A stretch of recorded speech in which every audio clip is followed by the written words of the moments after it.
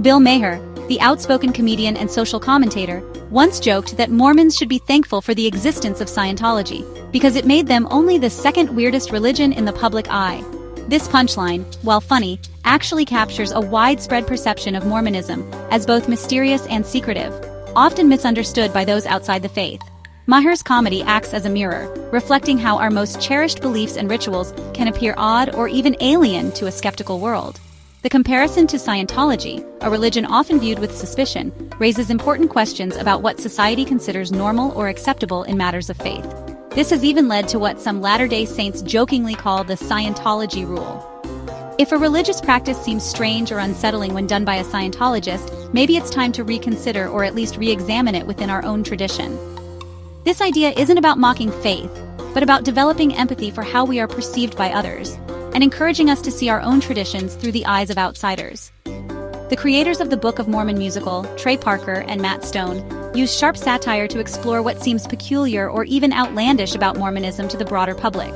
While some find the musical offensive or irreverent, others see it as a cultural touchstone that has helped define and even challenge public perception of the faith. This kind of outside perspective can be uncomfortable, but it also challenges complacency, prompting meaningful discussions about which principles are truly core to our faith and which are simply cultural traditions. Being seen as weird or different can sometimes feel isolating, but it can also be an invitation to explain ourselves more clearly and authentically. It pushes us to find language and stories that make our beliefs relatable, not just to ourselves, but to anyone willing to listen. We must work to bridge the gap between our sacred world and the secular one, building understanding and respect on both sides. Sometimes it takes a sharp joke or a satirical musical to show us just how wide that gap has become and to spark the conversations needed to close it. Ultimately, these critiques, whether from comedians, playwrights, or everyday observers, encourage us to reflect, adapt, and communicate our values more effectively. They remind us that our beliefs, while sacred and meaningful to us, can appear confusing, even bizarre, to those who haven't walked our path.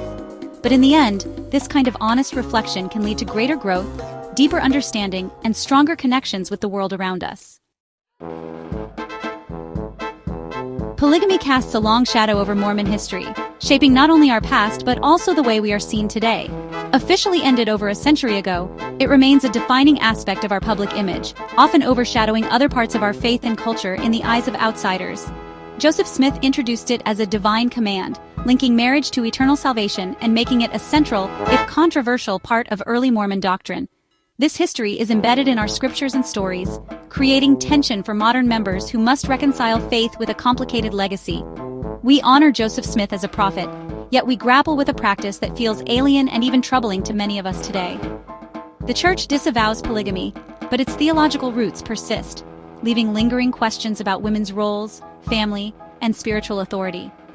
For many, family histories are intertwined with polygamous ancestors, making the topic both personal and complex. Polygamy shaped church leadership and structure, becoming a symbol of faithfulness and sacrifice for early believers. Today, it's often seen as a source of shame, with fundamentalist groups continuing the practice and complicating our public narrative. We live with the echoes of a principle we no longer practice, shaping perceptions of us and challenging us to define our faith for ourselves and future generations. Suspicion about Mormonism often stems from our sacred practices. Temples are special buildings, accessible only to members with a temple recommend. This requires affirming beliefs and paying a full tithing, seen by outsiders as transactional. Inside, members participate in ceremonies kept private, interpreted as secrecy. The rituals, deeply personal, can seem strange without context. Tithing is an act of faith, but critics see it as control, burdening families. This financial obligation and ritual secrecy fuel public suspicion. We believe in protecting something holy, but it appears exclusive to outsiders. Bridging this perception gap is a challenge, as our practices are often misunderstood. Obedience is central to Mormon life, rooted in the belief that God continues to guide humanity through a living modern-day prophet. This conviction shapes daily decisions and the way members interact with their faith. Trust in church leaders is strongly encouraged, creating a sense of unity and shared purpose. For many, this provides comfort, stability, and a clear sense of direction in a complex world. Yet, this emphasis on obedience can be challenging for those who value personal autonomy, individualism, and critical thinking, sometimes leading to internal conflict or questioning. The church's structure is patriarchal, with priesthood authority and most leadership roles reserved for men, shaping the community's culture and decision-making. Women serve in important leadership capacities, but always under the direction of male priesthood holders. This dynamic has sparked ongoing debates and conversations about gender roles and equality within the faith. The culture of obedience extends into personal life, with detailed guidelines on health, modesty, and daily conduct, shaping members' lifestyles and choices from a young age. Critics argue these expectations can enforce conformity, sometimes making members feel isolated or separated from the broader world and its diverse perspectives. This creates a paradox. While the community's strength and unity are celebrated, they can also be perceived as rigid and controlling by outsiders and some insiders alike. Navigating these tensions means striving to balance obedience with personal growth and continually addressing questions of gender equality and inclusion. Achieving this balance is essential for building a supportive, inclusive, and truly thriving community where all members feel valued and heard. Mormonism is intertwined with American politics, often seen as a Republican bloc. This political homogeneity fuses faith and ideology, aligning with conservative values. However, not all members are conservative. Many feel alienated by this alignment. The rise of Trump highlighted divisions, clashing with traditional Mormon values. The church maintains political neutrality but encourages civic engagement.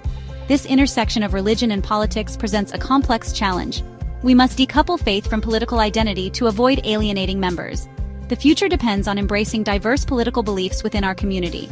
We aim to be a more inclusive and less partisan religious home. This inclusivity is vital for our growth and unity.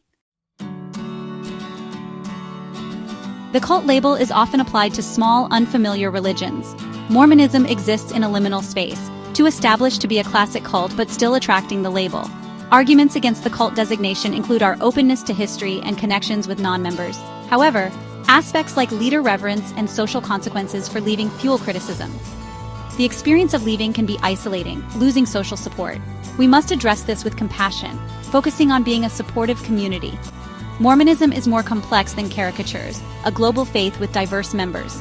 Outside critiques push us toward transparency and empathy. We are more than a punchline, evolving and grappling with our past. This evolution is key to building a better future.